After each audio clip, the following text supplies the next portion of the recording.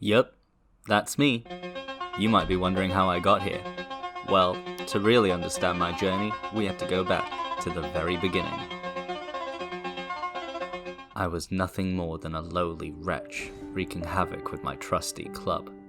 My mother threw me out of the house, begging for me to make something of myself like my brothers, Richard and Ricardo.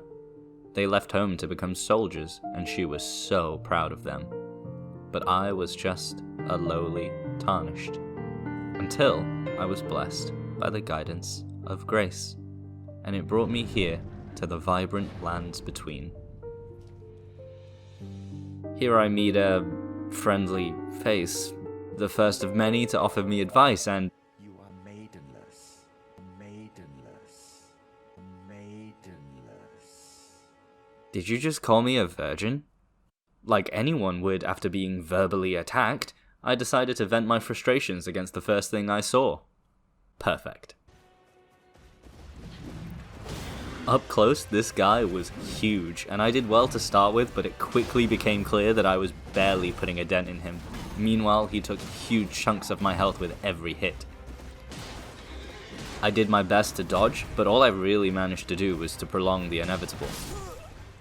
Clearly, I was too weak to take on this horse-riding twat, so I ran away like a true hero, until I met a merchant, Kale. At his insistence, I bought a crafting kit before heading north, where I came across many soldiers. As I clubbed them to death, it became apparent that having my bare ass out was not the best idea, so I resolved to loot some clothing off the soldiers' corpses. Before I got anything though, I stopped by a nearby site of grace, where I was soon visited by a mysterious stranger. I can play the role of maiden. Well, how about that? Not so maidenless anymore, am I, Vare, you piece of shit? Sometimes foreshadowing is relatively obvious. Eventually, I was mostly covered up, although my breasts were still breasting breastily in the wind, but at least I upgraded from my club to this new sword. After a couple of swings though, I realized it wasn't great and I needed something heavier.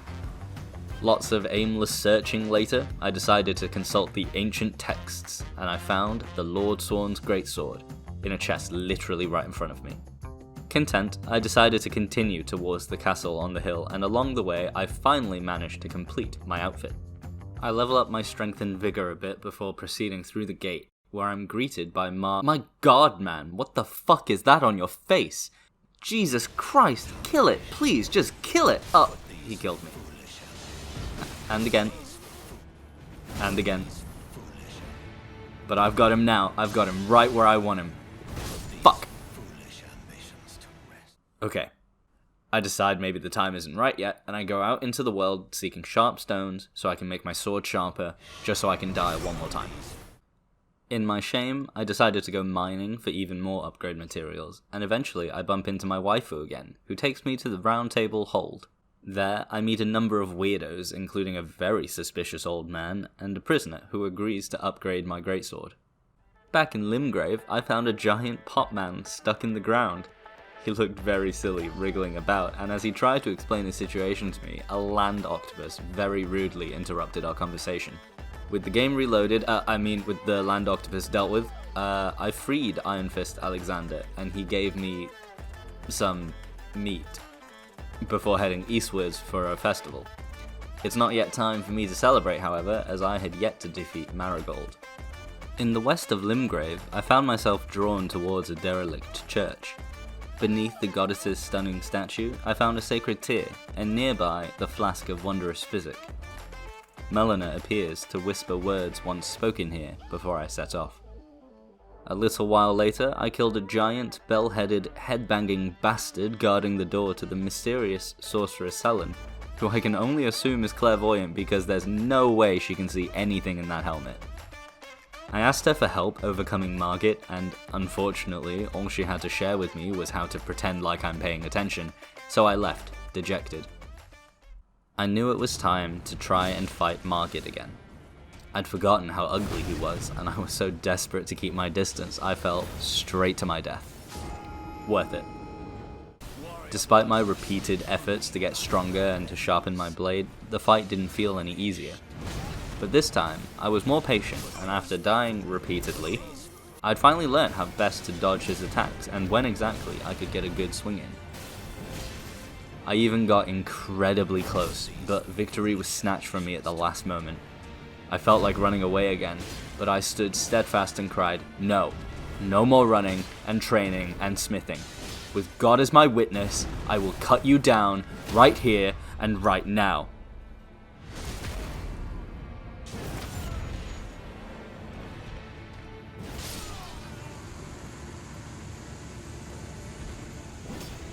Ecstasy washed over me as I watched my felled foe fade into nothing, like the little bitch he is. Invigorated by my victory, I decided to head back to see an old friend. There he is, the tree sentinel, the giant, golden, gaudy brute on a horse, swinging his halberd around like he owns the place. It was time for my revenge. Just kidding, it was actually his revenge. And again. And again. But you know what they say, 4th time's the charm. Barely struggled at all. With my vengeance exacted, I decided to head back towards Stormvale Castle. Not too far from where I defeated Margarine, I found a graveyard and decided to check it out. That turned out to be a great decision, because aside from the relentless undead trying to poke me, there were lots of goodies to be found by the gravestones, like smithing stones and... Wait. What? Richard? Ricardo? Is that you? No, how could this be? When did this happen? How long has it been? No, you promised you'd be safe. You promised Mum you'd come back to see her. She's still waiting for you. This is all because of Godric, isn't it? That snivelling, mewling disgrace, sacrificing his men for lost causes. Mark my words, brothers, you will be avenged. Godric will fall, slain by my blade. With tears streaming down my face, and my heart irreparably shattered, I march on towards the castle. A great gate greets me and forces me through the side, where I meet the kind stranger Gostock, who advises that I continue through the secret passage along the side of the castle, unbeknown to the soldiers within. Heeding his kindly offered guidance, I charge through, slaying all manner of foe, weak and strong alike, along my way. I venture into a dark room, blinded by the promise of treasure, and the door locks behind me, followed by an eerily familiar cackle.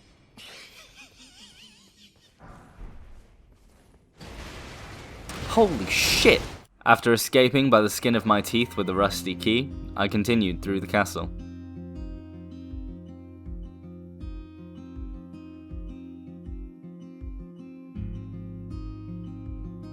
Thanks to some sneaking to avoid another encounter with a tornado tantrum, I made it to another site of grace. Ahead, I fend off violent birds with explosive tempers before making my way to Roger, a kind sorcerer here to learn all the secrets that the castle has to share. Yet another windy arsehole stands in my way, and by this point my patience is wearing thin, so I just try to run right past this dumbass, and it actually worked. In the next room, I kill someone napping on the job and his friend from the other room before— oh shit! As I was saying, I continued through Stormvale Castle until I made it to the bottom floor. Outside was a gathering of some of the most blind and worthless guards I have ever seen, and I ran straight past them with ease. The most vigilant of them was a goddamn dog, and even him I managed to elude without issue. Oh shit! Deeper in the castle, I crossed paths with Nefeli Lu, who was transfixed upon a corpse of her own making. She offers her help to slay Godric, and I'm touched by her willingness to lend me aid, but I know this must be a battle I face on my own. For my brothers. Before long, I had reached the golden fog door of Godric's arena. It was time. Godric was a grotesque creature, within whom remained only the faintest memory of a man.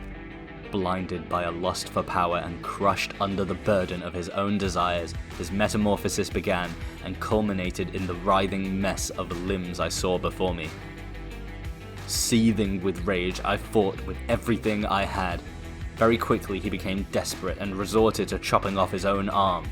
Ever the malcontent, Godric begged for power to be bestowed upon him as he merged his flesh with that of a dragon. blessed with flames that stretched to the horizons. He chased after me with his trail of destruction, but hell hath no fury like a brother scorn, and I weaved my way through the fire to stain my steel with his blood.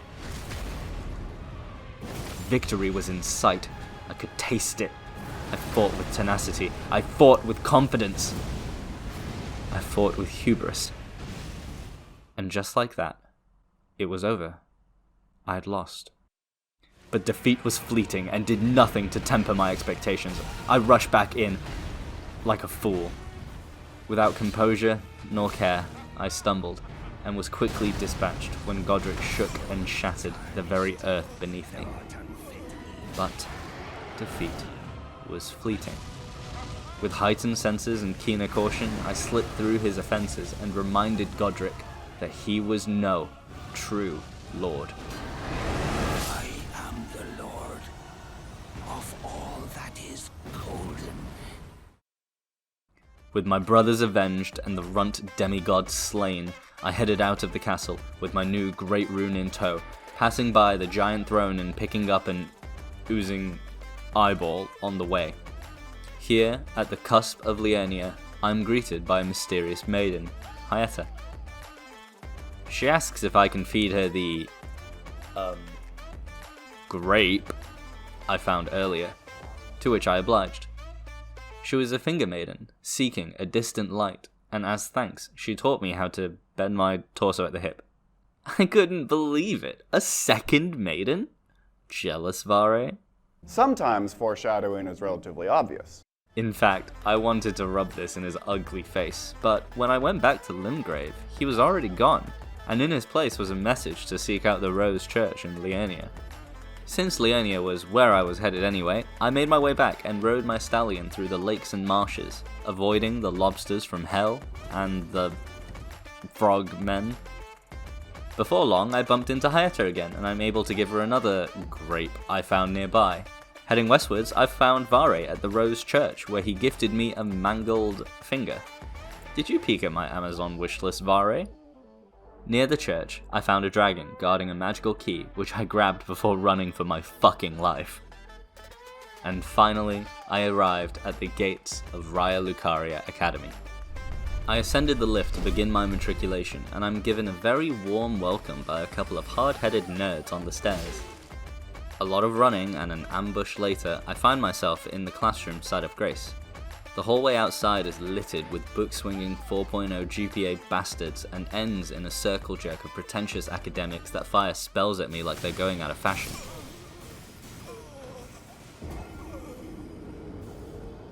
A bit miffed by the constant barrage, I decided to go out and gather a few more upgrade materials. I started along the eastern hills of Liurnia, and along the way I bumped into the fair maiden Hyetta once more. I also found a dashing church overlooking the lakes, and inside the Church of Vows I met the soothing Pastor Muriel, who taught me of the history of the lands and the discourse of the demigods. Later, I ventured into Caelid and the jail tunnel, where I found many smithing stones and bumped into my good friend Iron Fist Alexander. I'm not sure why he's here, in a tunnel, underground, considering he's heading to a festival at Redmane Castle, but I'm grateful for the company. After a quick trip to Bernal to buy the same Ash of War that is already on my weapon, I head to Master Hugh for a few upgrades and a special request. I'd felt that my greatsword was lacking in weight, so I asked Hugh to make it heavier. Finally, ready, I head back to the academy, slip past the bookworms and through the golden fog gate to find Zacian, the Red Wolf of Radagon. He was a fast, slippery bastard and his attacks were relentless. Sometimes I died before I could even blink. But before long, I'd seen through his evasive tactics and stole a decisive win. I ventured forth, across the shattered courtyard, up the broken staircase and past the giant fucking balls, to be greeted by the great Carrion Knight, Moongrim. Somewhat disheartened, I decided to procrastinate further and help out some villagers nearby at the home of the Albinorics. Nefeli Lu tells me of the horrors that are happening here, and I resolve to free these poor people from their tormentor, the Omen Killer. He wouldn't have been too bad of a challenge were it not for his goddamn dogs. Peter be damned, I crafted some darts and sniped those bitches to take care of them before dealing with the Omen Killer proper. Up the hill, I find old Albus, a dying Albinoric disguised as a very conspicuous and well-lit pot.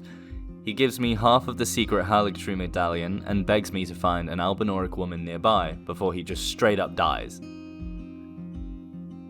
Of course, I want to honor a dead man's wishes, but dear God, I could not find this woman anywhere. After what felt like literal hours, I finally found where she was hidden. Here, Latenna tells me of how Gideon slaughtered her other half, Lobo, and she asks that I take her with me on my travels. In exchange, she'll tell me where the other half of the Haligtree medallion is. I knew Gideon couldn't be trusted. Back in Liurnia, I meet Raya, a lady whose necklace has been stolen by someone hiding out nearby, so I met up with the blackguard and bought it back from him. I thought about killing him, but he offered to sell me some food. Also, he taught me how to lie down. Good thing too, all the sleeping sitting up has done a serious number on my back.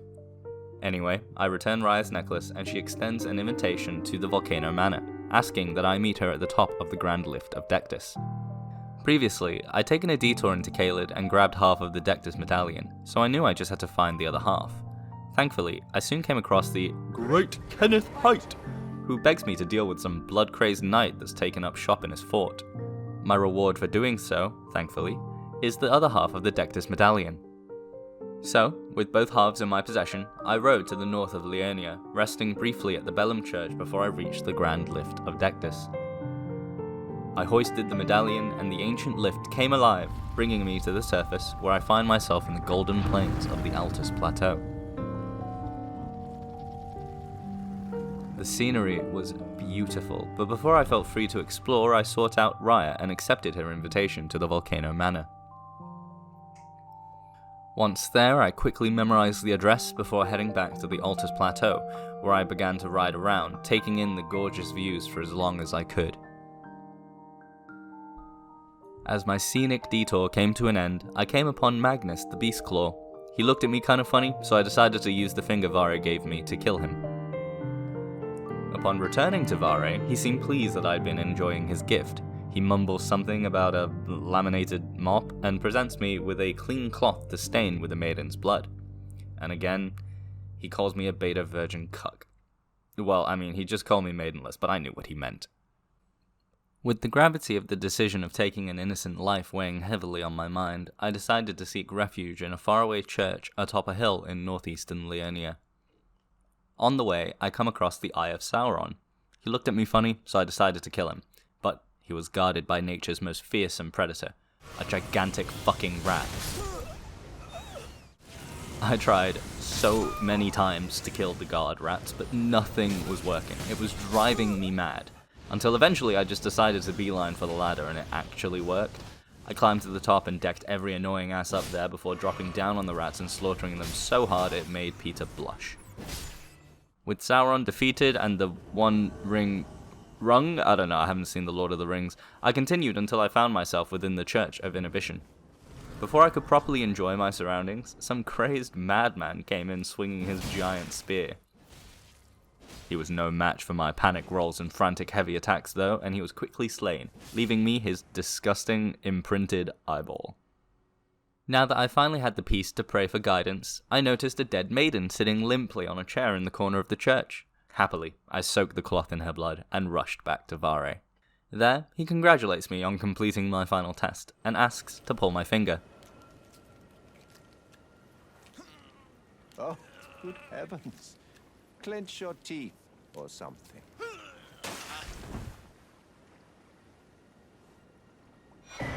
I'm not sure he knows how the joke is supposed to go. Anyway, he hands me the Pureblood Knight's medal and warns me not to use it yet. But you mustn't use it just yet. So of course I use it immediately, and I'm transported straight to hell. I rode around for a while until I eventually found safety next to a nest of slumbering alien-headed freaks. They looked very different to me, so I slaughtered them for it, and I discovered this was actually a pretty good farming location. Thanks, Vare. A bit of grinding and a couple of levels later, I headed back to the academy, ready to face my next challenge. I push open the large doors and come face to face with the queen of the academy, Renala. and her horde of paraplegic parasitic pranksters flinging all manner of crap at my face. A few of them have big glowing orbs around them, and this activates my Unga Bunga caveman instincts, so I smack the shit out of them, which shatters Renala's shield and brings her to the ground. Now, I'm not proud of this, but considering she was seemingly uninterested in staying alive, I just absolutely wailed on this defenseless, grieving woman. As quickly as the fight began, I defeated her. But before I could snatch her great rune from within the amber egg, some weirdo called Rani transports me to a land of eternal night, where I'm face to face with the true might of Renala, Queen of the Full Moon. Too bad she's no match for my spamming and she goes down with barely any fight. I don't know why I was so worried. Clearly I'm so strong now that no demigod would ever be a challenge again. I am Melania, Blade of Mikola. With 2 great runes in my possession, I rushed back to the Round Table Hall to speak with Enya and Gideon, who recommended that I head for Leyndell, the royal capital. I also spoke with the kindly Roger, who is unfortunately indisposed as of late. Before storming the capital, I thought I'd just nab a few quick smithing stones for a few quick upgrades. In my hunt for materials, I came face to face with a falling star beast, who proved annoying but not too troublesome and offered quite a handsome reward. I even found myself at the bottom of Stormvale Castle, where an ulcerated tree spirit was waiting for me to grant it a swift death in exchange for a golden seed. I do find a grotesque corpse here and a bloodstain nearby, which reveals the cause of Roger's current state. I decide to ask him about this further, and he confesses his obsession with the Black Knives plot. Wanting to grant him peace of mind, I ask around in the hold, and Fia offers me a location that potentially holds helpful information. The map is crude, but by now I knew the lay of the land quite well, and instantly I made my way through the Bellum Highway to the Black Knife Catacombs at the end. I delved deep into the catacombs, slaying reviving skeletons and arsehole necromancers along the way. After descending a ladder, I was met by a dead end and 2 brutish crabs that just sprouted from the fucking ground for some reason.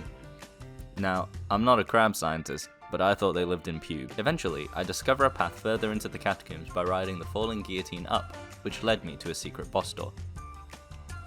After a quick heal, I headed straight for the secret boss, with an overly eager skeleton in tow. Hey there. The fight was nothing special. This assassin was no match for my steel, and despite interference from the audience, the black knife print was mine. On my way out of the catacombs, I was sliced open by the falling guillotine. It was a humbling experience and reminded me of the importance of being aware of my surroundings. I was surely not going to make the same mistake again.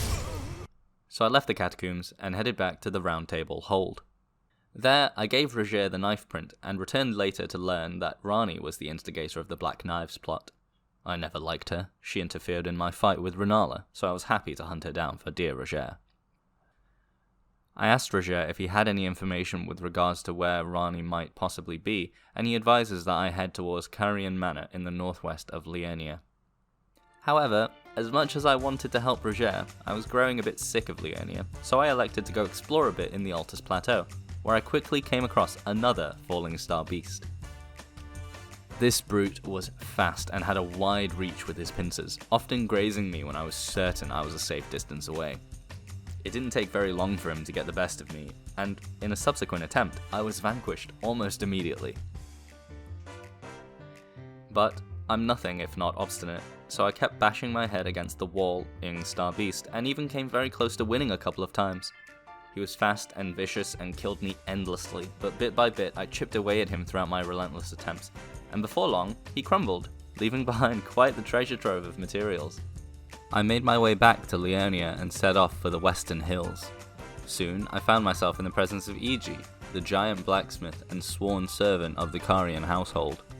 He offers me a warning not to approach the manor on the hill, but with Roger counting on me, I knew I couldn't just stop here, so I rode onwards and around the torrent of magic arrows. I ran through the Hansi Gardens, across the walls, and ascended the master staircase.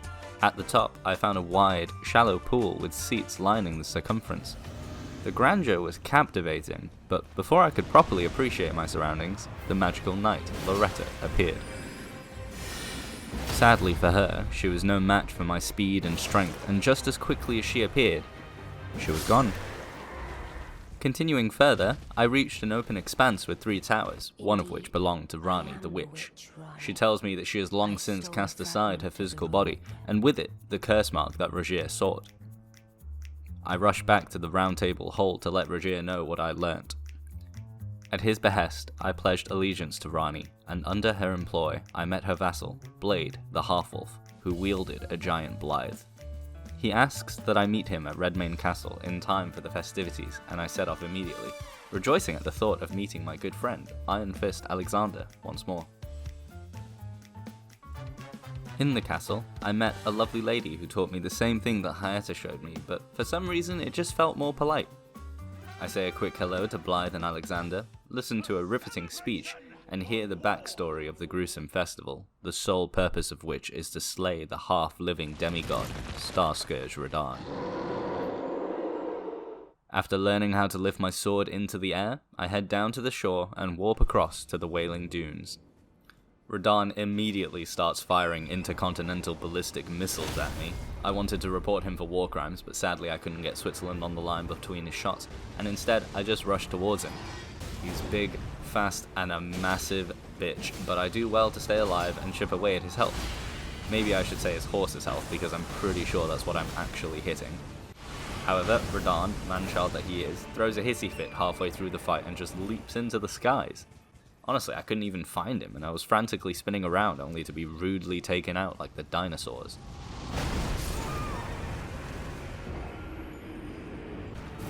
Sadly, following attempts were cut short by his aggressive and off-kilter timing, but eventually I got him to throw a tantrum again, only this time I managed to not be hit by a Radahn brand asteroid.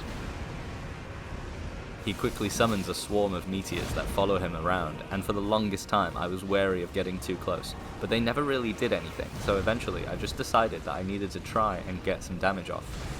Big mistake, they immediately crashed down and I died, right when I had Radahn where I wanted him. Again and again I tried and died. Towards the end, I'd gotten so good at dodging the initial barrage that he had no hope of hitting me. After all manner of BS, I eventually decided that I just needed to be a tiny bit stronger, so after a little bit of grinding and a few levels, I came back and immediately spanked him into the great beyond.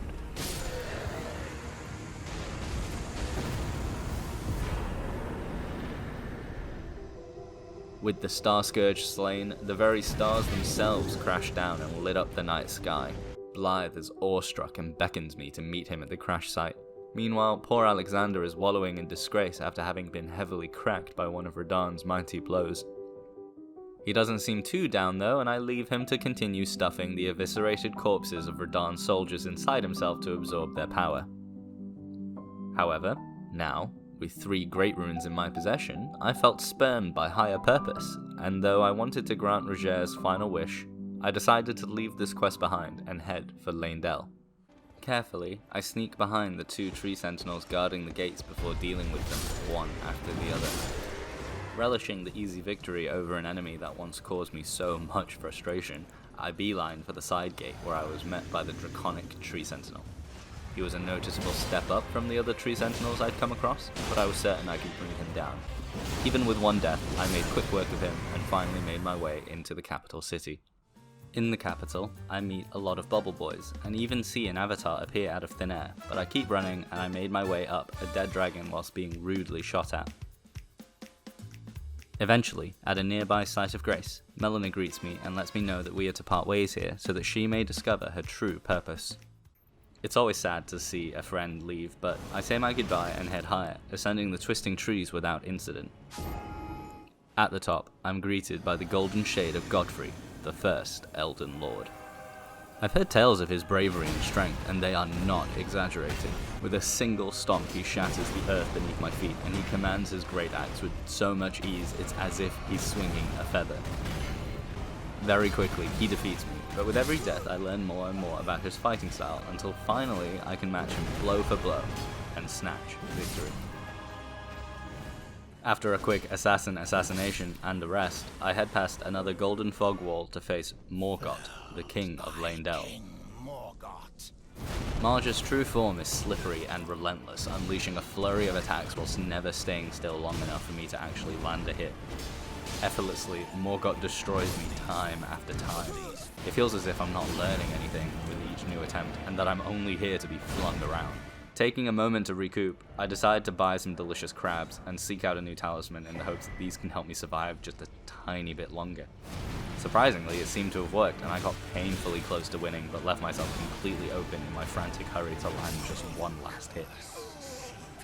The sting of failure is never easier to ignore, but regardless, I drag myself through those fog walls one last time, and after a dicey, drawn-out onslaught of slashes from both sides, I finally take him down. But not before he also takes my life. However, at least I've still defeated Morgott. I've claimed his great rune, and now I can get my runes back and... What? Where the hell are my runes? Are you kidding me? After hearing the sore loser and cheapskate whine before dying, Melina instructs me to burn down the Erd tree, handing me the rolled medallion and telling me to meet her atop the mountaintops of the giants. I head up a couple of lifts and across the Forbidden Lands, sneaking past a Blackblade kindred before ascending another lift with the rolled medallion, from which I emerge in the mountaintops of the giants. Here, a crazy man screams at me to embrace chaos and spare the life of the innocent maiden, whatever that meant. I try to ignore him and just carry on towards the peak. Further ahead, I cross a thin ridge and get closer to the top of the mountain. Latenna speaks to me and lets me know that the other half of the Haligtree medallion is close. Meanwhile, Melina talks of purpose bestowed upon her by her mother. I decided then to aid Latenna and made haste for Castle Sol. I killed some animals and soldiers and eventually made it to Commander Nile. Clearly, the breakup of One Direction hit Nile hard because he and his two thugs put up a very good fight and took me out with ease. The next few attempts I took out his henchmen first before focusing on the main event. Nile has a barrage of attacks affecting a wide area, but soon I've learned that staying away from blizzards and lightning is a good idea, and I managed to steal his prosthetic as a trophy. Finally, at the peak of Castle Sol, I find the other half of the Haligtree medallion. With both halves reunited, I rush back to the Lift of Rold and ride it down to the hidden path of the Haligtree, which brought me to the consecrated snowfield. Here, Latenna thanks me for bringing her back to the origin of her and Lobo's travels. Happy with the conclusion of Latenna's journey, I decided to return to Melina's quest. But first, I scoured the lands seeking new talismans to help protect me in future encounters. I came across a few good defensive options, as well as one that made me more money, a very welcome addition indeed. Eventually, I bump into Hyetta again, and I offer her a third Shibriri grape. This time, she asks me what they actually are, and upon my telling her, she retches and vomits in disgust. After some time to compose herself, Hyetta has accepted and made her peace with the fact that she's eaten and enjoyed multiple rotten eyeballs, and understood it to be a necessary part of her journey as an aspiring finger maiden. I then followed her to the Bellum Church, where she asked for the fingerprint grape that I had obtained from defeating Vike. With this, she believes her journey is almost at an end. I felt elated for her and wished to follow her to her goal, but unfortunately I lost her after entering the subterranean shunning grounds beneath the royal capital. I then basically spent the next hour running around in circles and getting lost. After jumping into a pipe to escape an approaching omen, I emerged in a room full of pots. Past them, I found a lift that took me deep to the bottom of the shunning grounds. There, I was led into a small room where the not-so-luminous Moog appeared before me. He was a fiery fighter and put up a great resistance, but before long, victory was mine.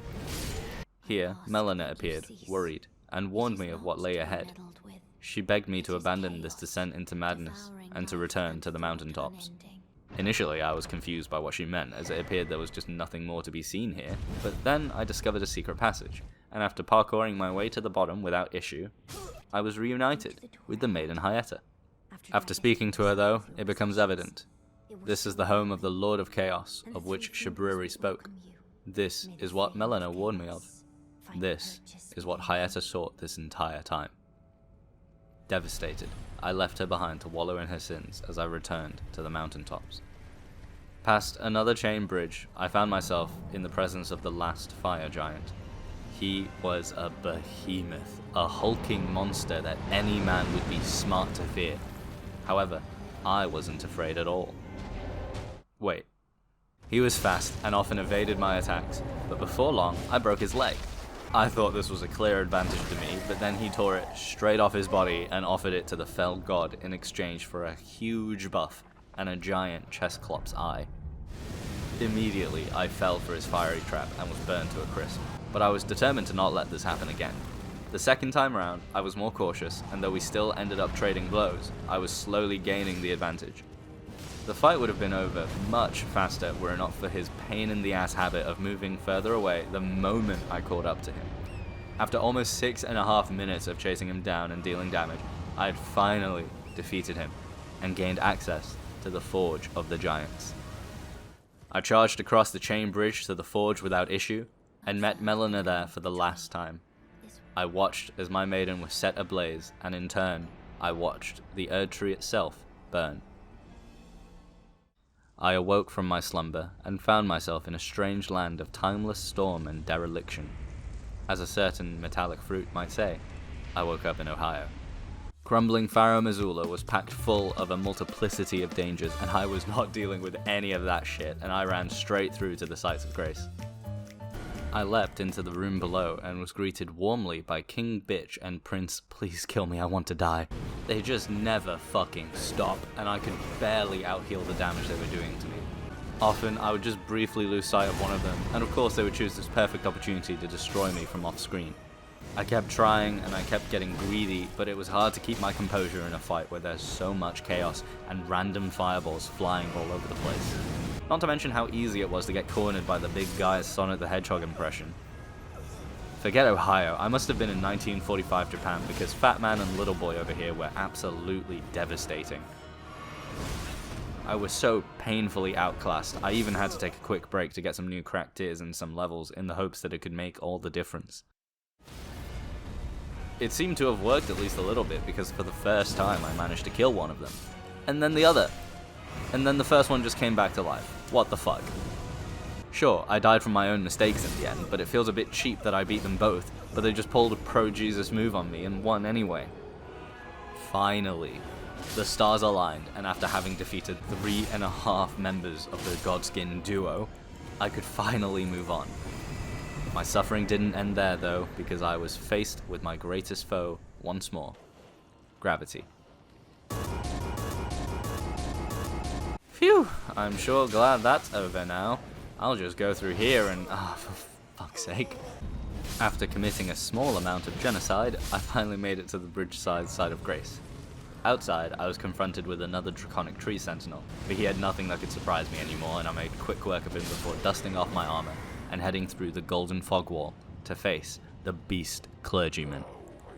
This hulking beast was nimble and relentless, with combos that never seemed to end. It was difficult to find any openings long enough for me to land an attack, and I consistently fell for his timings. Before long, I was dead, and I knew that I had my work cut out for me. But that's okay, because if nothing else, I have been blessed by the virtue of patience, and thus, patiently I fought, dodging and observing as well as I could to learn how and when I could mete out punishment for the clergyman's transgressions. Soon enough, he would acknowledge that I was a true threat, and he would face me with his full might as Malekith, the Black Blade. And Malekith absolutely shredded my ass. His insane reach, mobility, and damage, coupled with his visceral damage over time and area of effect attacks, made it difficult to survive for any substantial period of time, let alone deal decent damage. Many times I fell before his skill, but I'd already overcome so many challenges in my journey so far, and I knew this would be no different. Sure enough, the perfect opportunity presented itself, and I defeated Malekith, stealing from him and unleashing destined death upon the lands between. With the Erd Tree now properly burnt, I woke to find myself in Leyndell, the Ashen capital. Basking in the culmination of my efforts and Melina's sacrifice, I marched through the fields of ash to the room where I'd first met Godfrey's golden shade, only to see the callous, traitorous Gideon Ofnir there instead. Like a comic book villain, he launched into a pretentious monologue, so I took advantage of the opportunity and tried to cut him down as quickly as I could. It became evident quite quickly that Gideon was no real challenge. In a flash, the all-knowing man was felled. That was for Latenna and Lobo. With his deathbed ramblings already fading in my mind, I continued on towards the Elden Throne. Here, I was graced by the presence of the one true Godfrey, the first Elden Lord.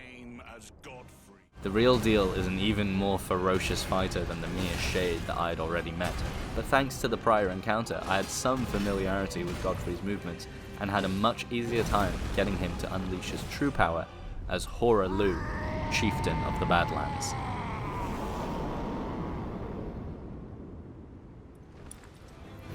Hora Lu was more rune-bear than man, and had a very promising career in the WWE with how eager and dramatic some of his grabs and slams were. It was terrifying to watch the man erupt the very earth beneath his feet with just his bare hands. But I was exhilarated by the prospect of facing such a legendary fighter, even if it were to end in my untimely death. Horalu's war cries rang through my bones and rooted me to the ground, and yet I found myself overflowing with an anxious energy that sharpened my senses. We traded blows, and I came painfully close to taking him down, but even though he bested me that time, it wasn't long before I proved that I was a worthy successor to the great Hora Lu. The key to the Elden Throne was within spitting distance, and the thought left me overjoyed and empty. It felt like I'd gotten here too early, as if there should be more trials and tribulations for me to have overcome first. I decided to go to a nearby church and reflect, where eventually I realized that I had yet to collect all the great runes.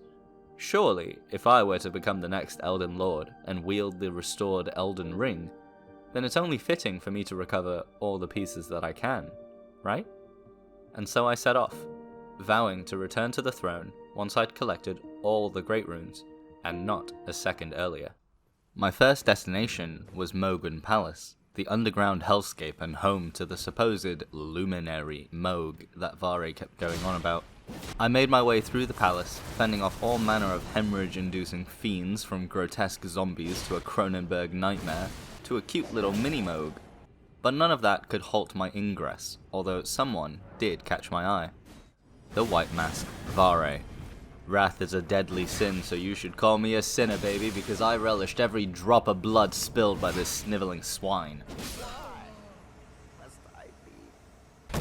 Maidenless. With my playground bully murdered, I marched forth into the palace throne room, where I met an arm sticking out of an egg. But then, from a pool of blood, he emerged, Luminary Mohg himself, the Lord of Blood. He seemed obsessed and protective of the lifeless body within the egg, calling it Mikola. I'm pretty sure Mikola had been cursed with eternal youth though, so Mohg really should be on a list. Oh, right there, please have a seat. It didn't take too long to get used to his attack timings and avoid the traps that he set, but he was quite gifted at building distance between us by throwing blood, I guess, on the floor and somehow starting a fire. With patience though, I could reliably chip away at his health, and thanks to the purifying crystal tear, I managed to survive him screaming at me in Latin.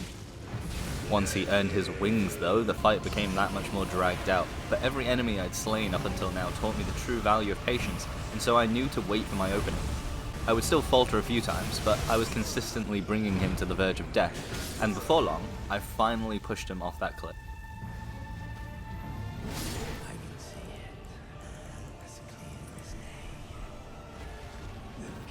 With another great rune in my possession, I set my sights on the Lord of the Volcano Manor, Praetor Rykard.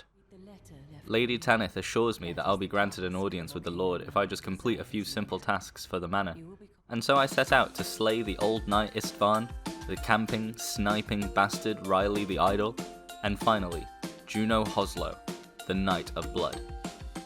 Tanith kept true to her word and sent me to the audience pathway. In the audience hall, I'm greeted by a large pool of shifting lava, and in it slumbered the gigantic, god-devouring serpent. It was tough to endure the heat, but I made quick work of the serpent by rushing in and striking him at close distance. The lava proved to be a tremendous hindrance, constantly interrupting my attacks, and slowly chipping away at my health. But graciously, the god-devouring serpent himself was not too troublesome, and before long, he fell. Little did I know the true terror was yet to come. I watched as the limp body slithered back to life, and I was introduced to Rykard, Lord of Chronic Smoking. Together we will devour the very god. I tried to do the same thing as before, and it became quickly evident that it would be much more difficult. For one, his body was now slightly raised, limiting my ability to do jump attacks. Between that and the constant staggering by the lava, it was hard to just swing my sword, but to make matters even worse, when I managed to do so, all I accomplished was slicing wind, as almost every attack would inexplicably miss him. To make matters even worse, being so close to such a hulking beast meant that my vision was limited, and so I fell victim to his unrelenting rancor call. The second attempt was no different. The serpent hardly posed a challenge, whilst Rykard had me sincerely questioning the futility of my actions. I would barely put a dent in him before his rancor call once again blew me up. I kept at it, but the more I tried, the more I realized I had my work cut out for me. For one, depending on how lucky I was, the serpent may decide to just indefinitely run further away from me, and considering I'm having to run through blazing hot lava just to get to him, this was clearly a disadvantage for me. Just to pile on to the problems, no matter what I tried against Rykard, I couldn't gain the upper hand. I tried attacking his legs, but he would either leap into the air or just turn as I approached, making connecting a hit almost impossible. I tried chasing down his tail, but there was no hope for me to close the distance since it was so easy for him to just turn his body and hide it away from me. He was absolutely obsessed with his rancor call, which at the very least I could start consistently dodging now, but it would still go on for an incredibly long time, and at the end of it all, I'd only get a minute at most to try and do any damage. After 13 minutes of struggle, I still just died, and it was becoming abundantly clear that this wasn't going to be possible. I was at a loss for words. I'd never come across a challenge that felt so insurmountable, and I was beside myself with anger, so I left to clear my head and hopefully find inspiration. On my travels, I come across the great Iron Fist Alexander taking a warm bath in lava whilst a violent magma worm kept rudely trying to interrupt our conversation. I later followed him to the crumbling Pharaoh Missoula, where Alexander asked that I do him the greatest honor of facing him in combat. My sword trembled in my hands, as I was still filled with uncertainty following everything that had happened with Rykard, but our clash was invigorating, and as Alexander lay there, dying, he gave me the gift of his strength. Thank you, dear friend.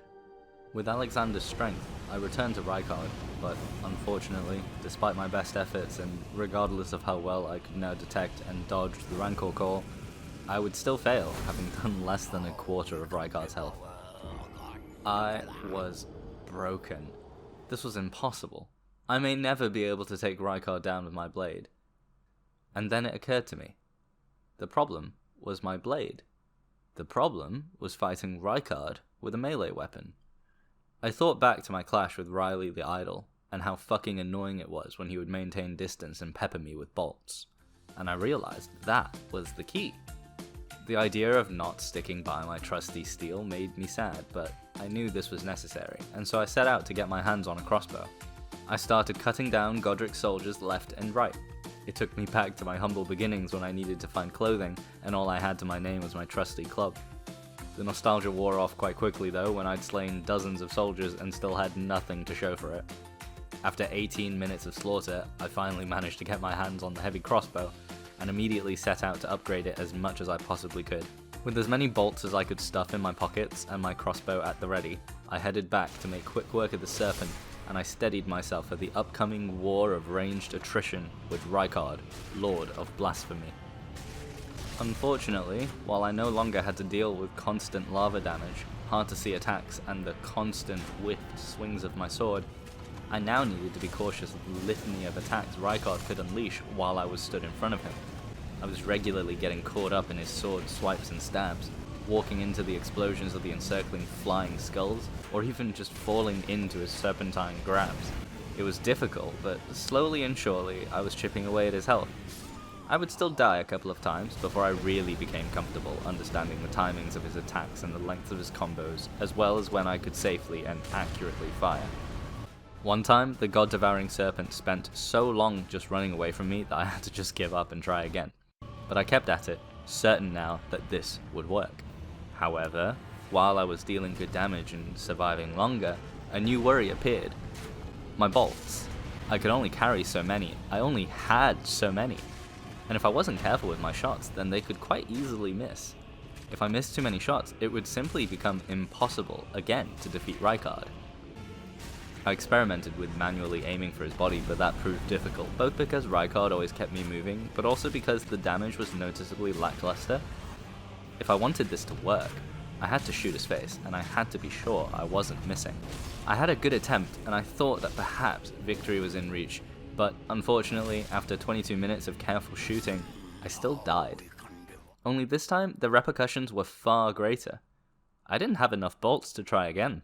Normal bolts weren't the problem, I could buy them if I wanted to, but if I wanted to farm for Lordsworn bolts, there was no telling how long that could take me. Coupled with the marathon length of each attempt, it just wasn't feasible, because I have a fucking life.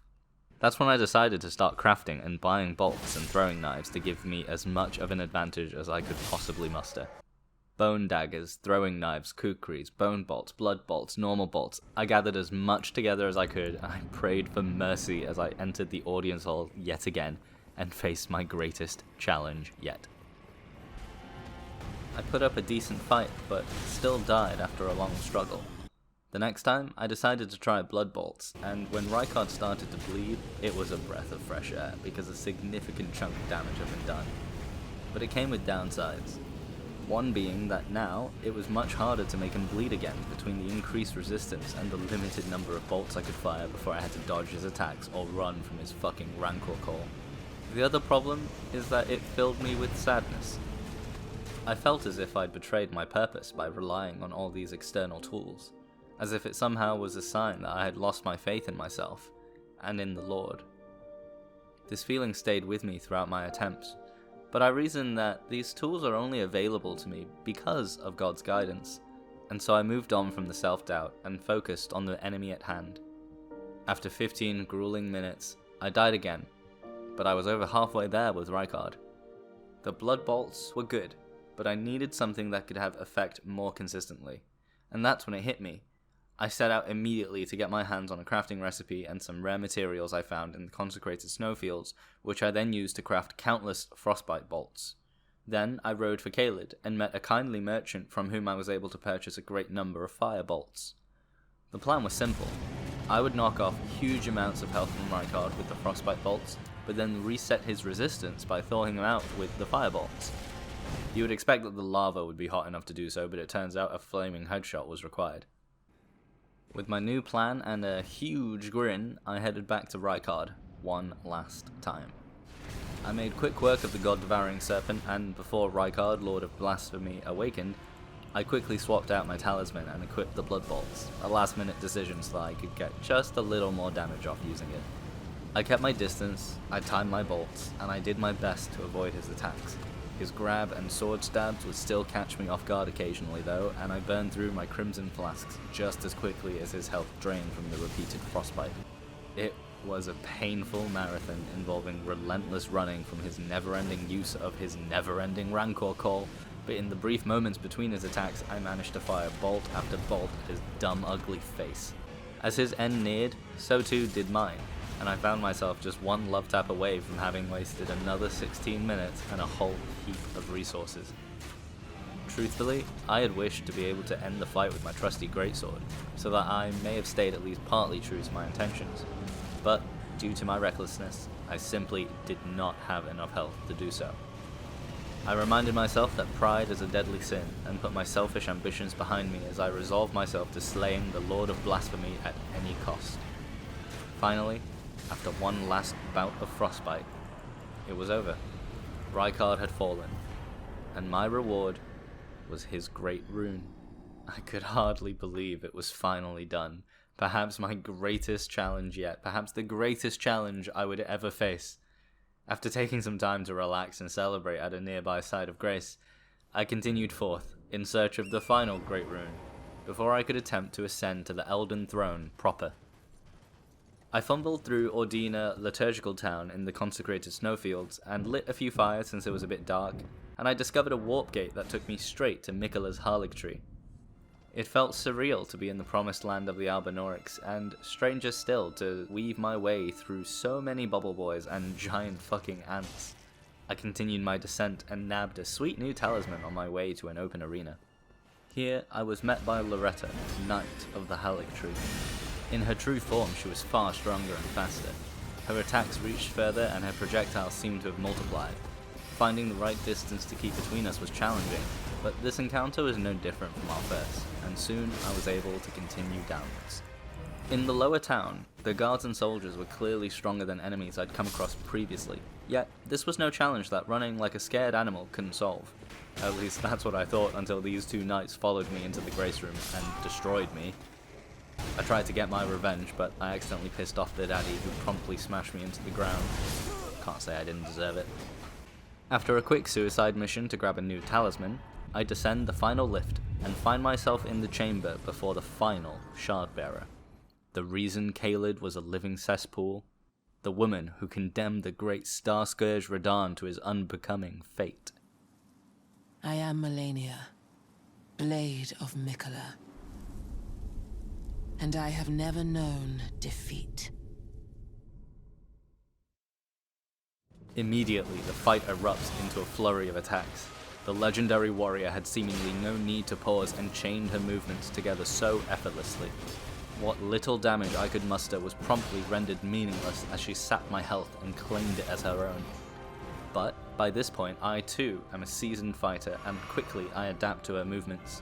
That's not to say I began to fight perfectly, far from it. She was still consistently catching me off guard, and I was still struggling to land some attacks. It didn't help that her keen battle senses helped her dodge my blows and leap back to safety whenever it was called for. With each trade of slashes and swipes, I could feel her unrivaled skill, and it took root in my heart as fear. Not long after, she would finally cut me down by cornering me with her infamous waterfowl dance. I had heard legends of this attack, but nothing could have prepared me for the truth of its unforgiving ferocity. However, I defeated Praetor Rykard, and so I was sure that no matter how challenging she was, I could persevere and emerge victorious, even if it meant dying over and over and over. I continued to struggle, and for a brief while it felt as if she was learning more about me and killing me far more swiftly with every attempt. But finally, I managed to cut her down.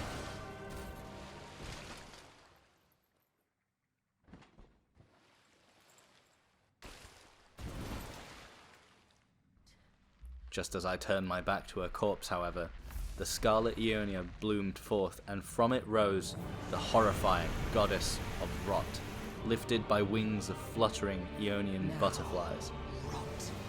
Mesmerized by her terrifying true form, I was immediately crushed in the Scarlet Ionia she unleashed. With the knowledge of the monster that awaited, my subsequent attempts were lackluster and lifeless. It was a long time before I could force the Goddess of Rot to show herself once more, but the result was the same, and I was quickly slain. I continued, but it felt as if my fate was sealed. I continued to die as if I were trapped in a Sisyphean loop of suffering and failure. Was this my punishment for my sins? Was this necessary for me to grow into the Elden Lord? I didn't know what this was for. All I knew was that when I walked through those doors, I would die. After 21 deaths, I had only brought out her true form twice. I was desperate for the result to change, and I tried increasing my health, but the result was the same. I swapped out my talismans, but again, nothing. My only hope was to buckle down and keep trying, but watching her heal herself back from the brink of death was incredibly demoralizing, to the point that when I finally forced the goddess to spread her wings, I simply succumbed to the scarlet rot she exuded. It became abundantly clear that I needed to be smart about fighting Melania, otherwise I truly would not observe a difference in my attempts. After reflecting more, I realized that one of my biggest shortcomings in the fight was my stamina. Between the constant dodging and running around, when it finally came time to strike back, often I didn't have the stamina to properly capitalize on the opportunity without leaving myself vulnerable to a counterattack. With this in mind, I immediately set out to increase my endurance and stamina pool in the hopes that it could make a noticeable difference. I even decided to get a few new talismans that could help buff my stamina, one of which required fighting off 3 ulcerated tree spirits, but it was worth it. With so much more stamina than I had before, I was sure I would be able to see a difference. So I crossed my fingers, and once more I faced Melania. It was immediately clear that the extra stamina was a huge help. Just the freedom to run and dodge and attack more often without having to be too cautious about keeping a reserve of stamina meant that I could more easily focus on doing the best thing in each scenario. This was invaluable for me to effectively learn how and when to counterattack. I would still continue to die, but I was definitely getting to the next phase more often. However, with this increased consistency came the realization of the true challenge that Melania, Goddess of Rot, presented. Her increased aggression coupled with the deadly build of Rot as well as the persistent healing she receives with every successful attack meant that taking hits from her was a pseudo-death sentence. However, despite my best efforts, somewhere between her afterimages or Rot geysers or her new and improved waterfowl dance, she would inevitably take my life every time. I knew then that I needed to capitalize on everything I could to stack on damage to Melania when she awakened as the goddess as quickly as possible. To help me out with this, I tried throwing fire pots at her during the moments where her Scarlet Ionia was in bloom, and I needed to keep my distance. This helped, but it was still hard to not let her undo all of my efforts with a burst of slashes that brought all her health back in a flash. After a few more deaths, I realized I needed to do more to make the most of the very few attempts where I could finally make it to Melania's second phase. That's when I decided to use freezing pots alongside the fire pots to maximize my damage. I was certain this would be the edge I needed to get a proper head start on her healing. I immediately made it to her second phase, but unfortunately I was hurt by the Ionia and I needed to heal while she was stationary, so I didn't manage to test out the freezing pots before I died. But on my next try, I successfully made it to phase 2 again and witnessed firsthand how helpful the pots were. However, I was perhaps a bit too gleeful with the advantage I'd managed to obtain, because I let my guard down and I was promptly killed. Frustratingly, I would then die to Melania's first phase 7 times before I got back to phase 2. But this added pressure seemed to be quite helpful, as I managed to do a decent amount of damage to her until I was trapped in her Ionian bloom. Slowly but surely, I was getting into phase 2 more often, and I was building up more and more confidence in dodging the Goddess of Rot's violent attacks. My deaths kept piling up, but my attempts were getting better, and I had gotten incredibly close, far closer than I ever had before. I knew that the end was drawing near. Melania immediately greets me with a mad flurry of attacks, and I take a hefty amount of damage, but I manage to heal up and start a counterattack, culminating in her stance breaking. But unfortunately, I missed the riposte, and she swiftly regained her posture. I bait her into using her waterfowl dance and perfectly dodge every slash. In her following attacks, I time my swings to stagger her and stop her in her tracks before she blocks and retreats. I give chase and immediately break her stance a second time, and though I missed the riposte yet again, I at least get off a few decent swings. Unfortunately, she quickly follows up with a point-blank waterfowl, and unlike before, I was unable to avoid every flurry, though I did avoid death by the skin of my teeth. Frantically, I try to heal, and sensing my uncertainty, Melania gives chase, closing the distance between us with a chain of triple slashes and slowly regaining her health. I grow more desperate, yet she effortlessly evades my chaotic attacks, so I run away to take a breath and regain my composure. Not long after, I managed to cut her down just before she could strafe out of danger, and once more I found myself face to face with the grotesque Goddess of Rot. She slams down with her explosive Ionia, and I avoid the bulk of the damage but still accumulate the Scarlet Rot. After a quick heal, I pelted her with a song of ice and fire before dodging an intense flurry of slashes. Later, she creates a geyser of rot by a maneuver around it. In her fury, Melania fights back by multiplying herself in a futile attempt to overwhelm me with swipes, slashes, and lunges, but I perfectly position myself for the counter. Growing increasingly impatient, Melania takes to the skies and readies another Scarlet Ionia, only for it to have no effect on me, and I swiftly gain distance to launch another volley of pots. She retaliates with a vicious combo of her own, ending with a kick, a slam, and a rotten waterfowl dance. Once again, I couldn't escape unscathed, and I struggled to gain distance to recover, but by the grace of God, I break her poise one more time and successfully knock her down with a riposte. An unbridled strength flowed through my veins in this moment as I unleashed a series of heavy attacks, and finally vanquished Melania, Blade of Mikola, the goddess of rot. A mighty warrior who had never known defeat. Until now. I couldn't believe it. After 60 deaths, I had finally claimed the final Great Rune, Melania's Great Rune. It was finally over. At long last, I returned to the Elden Throne, ready to claim it for my own. Beyond the once thorny gate, I am met by the shattered body of the goddess Marika, which slowly transforms into Radagon of the Golden Order. His attacks were heavy and explosive, and every hit filled me with a sense of dread. He would overwhelm me with a series of attacks and catch me as I tried to dodge. However, I wouldn't go down without a fight, and for every hit that I took, I made sure to give him one back.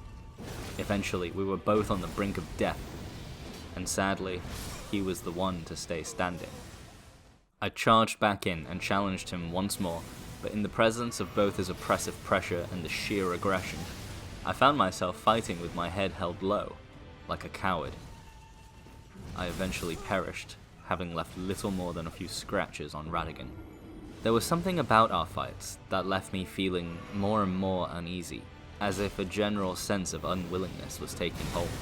With all my might, I resisted the siren call of this ennui and continued. With patience and perseverance, I hacked away at Radagon until eventually he could no longer get back up. Before I could breathe a sigh of relief, however, an otherworldly force appeared from within Radagon's limp form.